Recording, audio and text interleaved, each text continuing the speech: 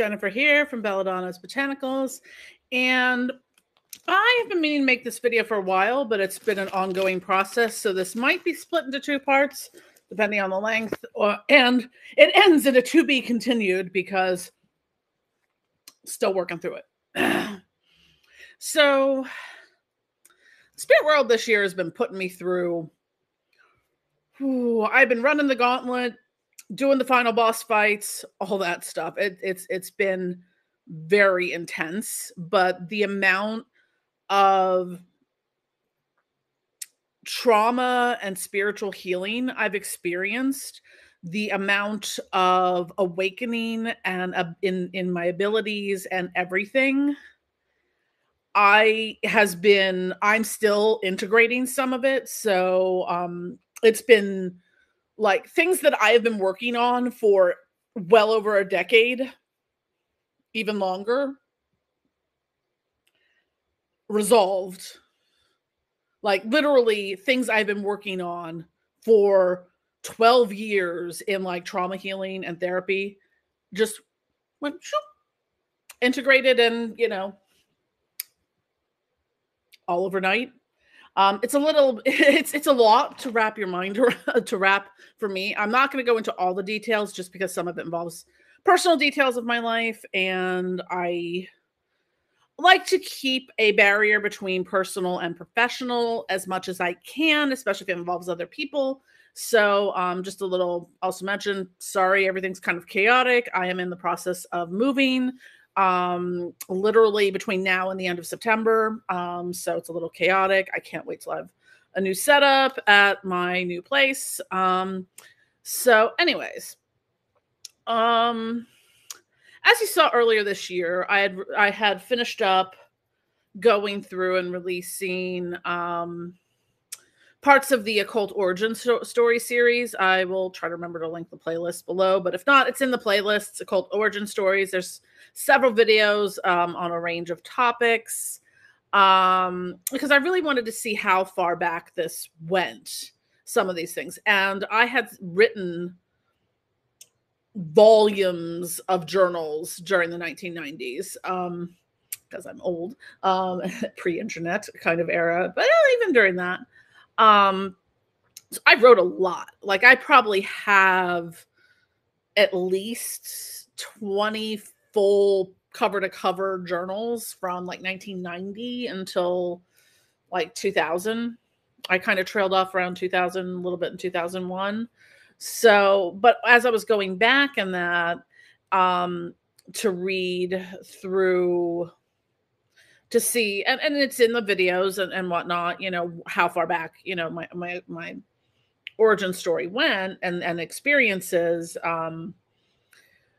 I started realizing some other things from this time period because of some of the trauma that I had experienced. I never realized how much significant memory loss that I had as a result during that time in my life. And it's not just the bad trauma memories, it's that it took the good memories from me as well. It took kind of like even down to my sense of self and who I was as a person. And I'm still kind of trying to reintegrate that a little bit or understand that a little better. But, I just realized there's just gaps. Like I looking at things I wrote about other people and wrote about things in my life experience, I was like, I may as well have been watching a movie for the first time because I was trying so hard, but I realized that, and it was heartbreaking to realize that not only did the trauma experience, like I have very limited memories of some of that. And I don't talk about it outside of, medical professionals and a few intimate partners over the years. It's the things we don't talk about. So, but I never realized that it took away the good memories because there were some overlapping timelines, and it seems to have overwritten, a lot of the chunk of time between, say, like 1992 and 97. So it's like, and I'm still trying to piece some of it together. So I was also working with another practitioner to do some little bit of like kind of shadow work, regression work, and things like that. Tila Petrova, she's really great. I'd worked with her a few years ago, on doing some past life regression stuff. So yeah, so I'd done a couple sessions with her to kind of get through this, and I had been working very heavily with Abaddon, pretty up until recently, pretty steadily until I got through this process. Then I got handed over to Lilith, and we'll get to that. So I've been working, with Abaddon, and I've talked about in various videos that I released so far this year, the different ways I've worked with Abaddon. But in this, and especially as I was working with Tila on this, I'm trying to think of a good way to describe this if you're not familiar with like shadow work. There's something called parts work. It's sort of like, just to give you this sort of, I'd say Cliff Notes version, but for the younger, the TLDR version of it is that, kind of looking at the sum of our parts, that you can kind of look at, like, this is my autism part, this is my ADHD part, this is me at a certain age, this is a trauma part, this is looking at things, there's different parts of us, and they're kind of broken down into protectors. I think there's protectors, managers, or emergency firefighters or something, depending on which school of thought you go with. Some of it comes from, I think, internal family systems therapy, and then the exiles, which are like the wounded children, like the trauma parts. So there was a part of me that was locked away. It was probably, I would say, the 1995 version of me. It was the darkness. Like, I used to always kind of, when I first started really doing this journey, like 10, actually no longer, 12 years ago, I think 12, 13 years ago, I used to always joke about it in the same way with Dexter with the dark passenger. I referred to that part. It was the darkest of dark parts. It was the destroyer. And that darkness had destroyed a lot of things in my life. And as I was working with Abaddon, and also Santa Muerte came in, and I'm like, shit's fucked up with Santa Muerte's like popping up and working with someone else. So, but that part was kind of locked away behind like a chain, like a metal kind of chained cell, padlocked, all sorts of things. But the first part of it was because we kind of were like, yeah, when Abaddon and Santa Muerte were like, yeah, we're going to leave that in there for now. We're not ready for that yet. But what I realized about that part later is that that was the part of me that came from my first major depressive episode when I was about 19 years old. So about 1995. So it was the stuck part of me from 1995 that sort of existed in that void.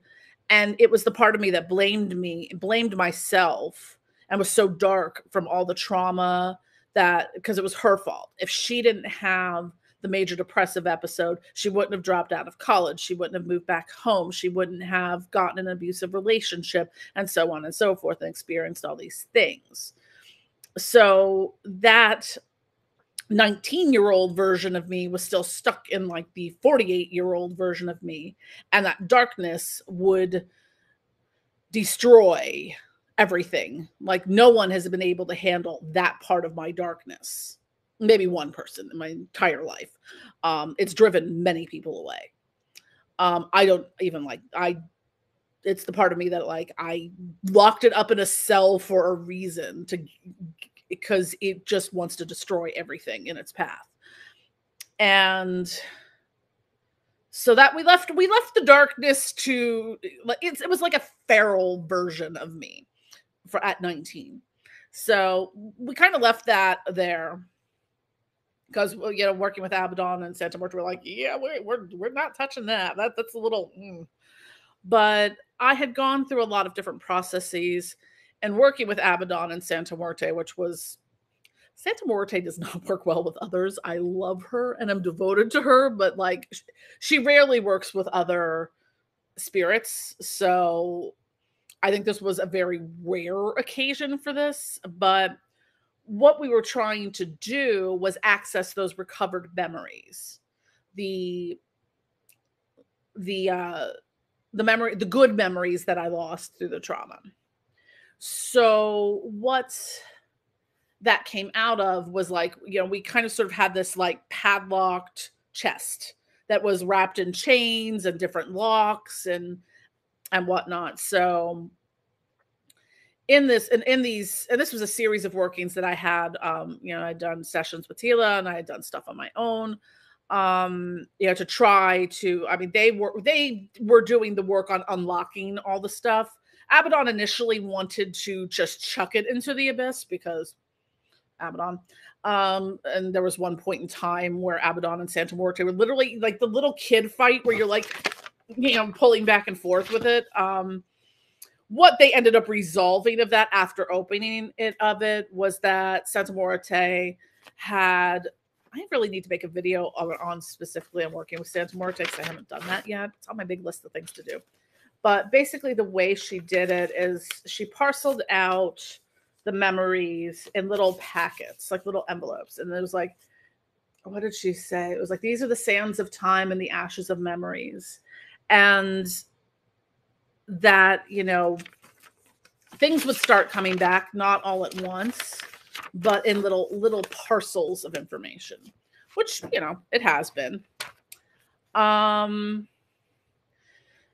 So that was some interesting workings. I think there was one point when I came back. Oh, no, sorry. Let me go prior. It says, I can't remember if I talked about this in another video or not, or I was just talking to someone about it recently. But during this process, this was the first, I think this was probably like the first sort of, I want to say ego death or something, the reconstitution, reintegration process with this. So if you're familiar with the Hellraiser movies, I think it might have done this. I might have talked about it a little bit. But it's basically like Abaddon had me suspended over the abyss. So you know how like in the Hellraiser movies, Pinhead, sorry, I just knocked my glasses off. I gesticulate wildly when I talk, so there are casualties occasionally. So you know how like Pinhead would shoot the chains with the fish hooks in it? Similar concept. It was just energy tendrils, less, but it's like I was suspended over the abyss and it literally just kind of like split me open and poured me into the abyss, in which I think Abaddon, I feel like Leviathan may have been involved at some point in this whole process, but I don't work with Leviathan that often. So, and it was just like, I reconstituted, there was like this like vortex going around me. And as I reconstituted myself after being gutted and my entire essence spilled and everything spilled into the abyss, kind of reconstituted and came back out.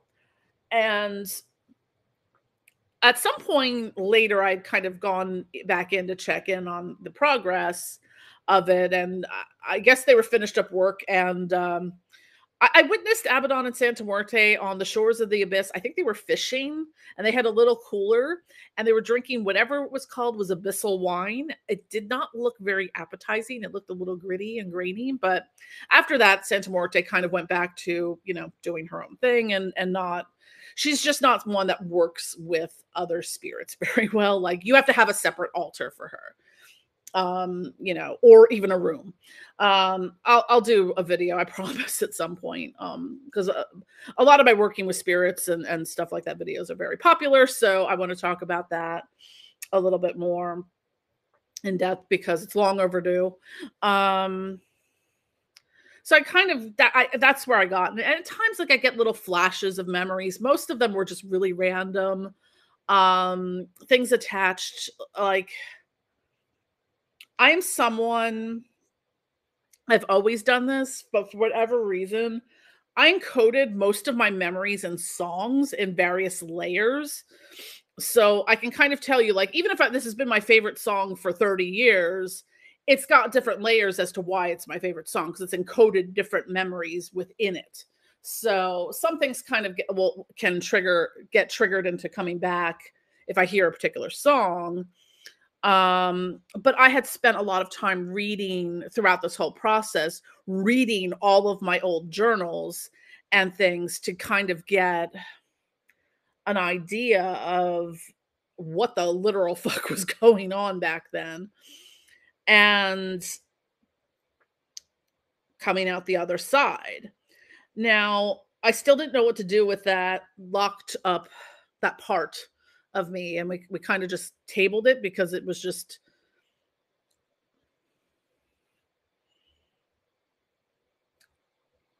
didn't know what to do with it. And there's some other personal experiences, and I'm still wrapping my brain about it.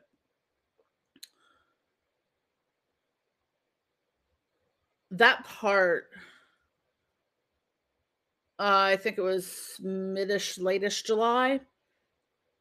I had one of my, occasionally I go, two things happen to me. Sometimes the spirit world pushes me into what I call the spiritual sleep, where where they're gonna be like, okay, you need to just stop doing all this shit, and we're gonna and download some information to you. Or I have integration sleeps, where I integrate stuff like on a massive change, like trauma healing or things like that, where I integrate something. And I woke up, I think it was a Wednesday. No, I had slept all of a Tuesday, so it was a Wednesday because I'd been away that previous weekend. And I woke up Wednesday and I was like, something's different.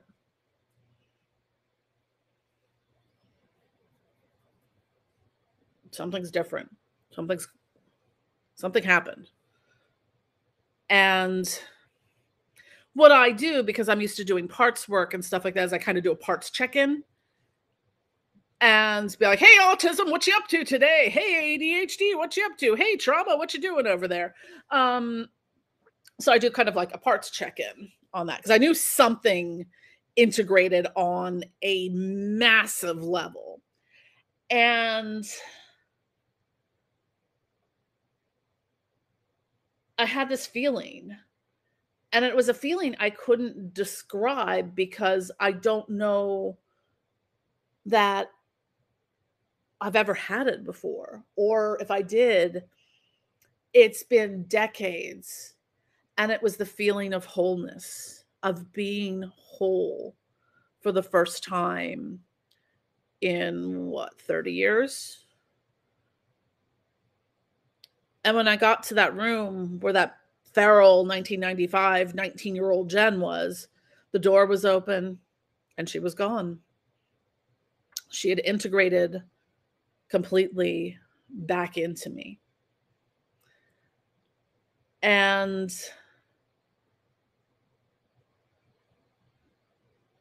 I'm still kind of trying to wrap my brain around it. I think there was some things she needed to hear and to understand that happened, and that it wasn't her fault, and to forgive herself. And not only did that part reintegrate, I've had severe abandonment issues my entire life. Now, I've worked a lot through EMDR and therapy, doing, because there were some attachment injuries and stuff, and I don't want to go into all that, but so to repair some attachment injuries and things like that on a relational sense, that sort of, but I always had a lot of abandonment issues. They're just that integrated as well. And it's been about, I'd have to look at the calendar, but it's probably been about a month now, and I still just don't even know what the fuck is how did this happen? Like, I've been working on this stuff in therapy for so long. I've done so much shadow work, so much spirit work, so Yeah, I medicated that part of me into oblivion at times because, it was that darkness was pretty fucking dark. So, there I was. Here I am. I don't know entirely what happened. I could speculate on a couple things, but I'm not gonna go into that right now. Um, but that part integrated, and that was the change in that. I mean, the way I see things, the way I feel, the way I think, like everything, like literally from mid-July to now feels like I fast forwarded like 10 years in spiritual evolution and trauma healing. And it happened overnight. And I'm still just trying to wrap my brain around it. Um and everything started, I guess, to kind of give you a little encapsulation of this year. I have felt stuck for a very long time, not just in where I live and stuff, just stuck in life. And I needed, this year has been a year of changing not only myself or my environment, it's just, I realized all the things I needed to let go of and the things I needed to reconnect with and hold on to and rediscover about myself. And, I've started getting my memories back. I don't have a clear sense of who I was as a person. Like, I remember things, I know things that happened, I get flashes of stuff, but I kind of try to remember who I was or how, or maybe how people saw me. Um, so that's kind of an ongoing exploration there. Like, I don't suspect that I mean, there's things we lose to the passage of time. I mean, who remembers, things from 33 years ago perfectly? Well, some things I do, but it's been an ongoing process. And every once in a while, I remember something completely random. I'm like, there's someone whose house we used to refer to as the watermelon in the desert. No idea why, who or why or where that was, but that's a thing. There was someone, I think I was a mean girl in high school, because I'm pretty sure there was someone we used to refer to as Blenderhead, um, which sounds really mean. But yeah, so it's the integration process is interesting, and it's something I'm exploring further. Once I'm finished moving, I'm going to do another round of ketamine, and hopefully that will accelerate things. I'm a little off cycle on my microdosing regimen, but like some of that's been helping and doing. I'm out of my fly agaric gummies, which makes me sad. But also, I had taken a long break. I mean, I know it sounds ridiculous. I had taken a long break from using any of my flying ointments and tinctures. I'm like, boy, howdy, does that shit have a kick sometimes? Holy hell.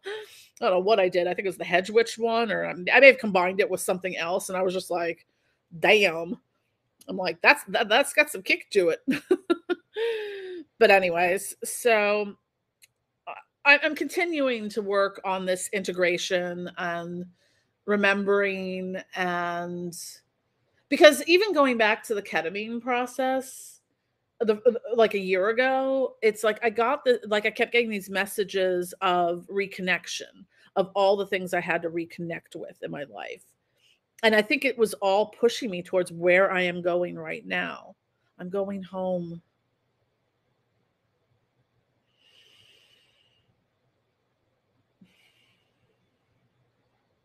It's a lot.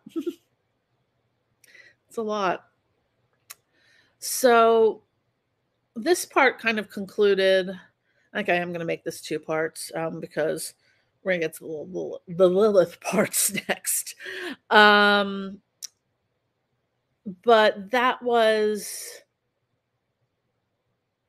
I, at this point, Abaddon kind of was like, okay, we're on a good thing right now. Because sometimes the spirit world, like you work with different ones. It's not like I intentionally seek out working with a particular spirit on something. It's a lot of times they show up. And it's as I've developed these ongoing working relationships, I work with them when needed on things. I'm not gonna be like, what's go flipping through the dictionary of all the demons ever. Who's a good demon to work with on recovering memories, And with that one, I originally was working with Abaddon, then Santa Muerte popped up. So, it's just I kind of go with where they take me sometimes in the journey. So yeah. So stay tuned for part 2. This is going to be Lilith and the final boss fight. I'm sure you're looking forward to that. Have a good one.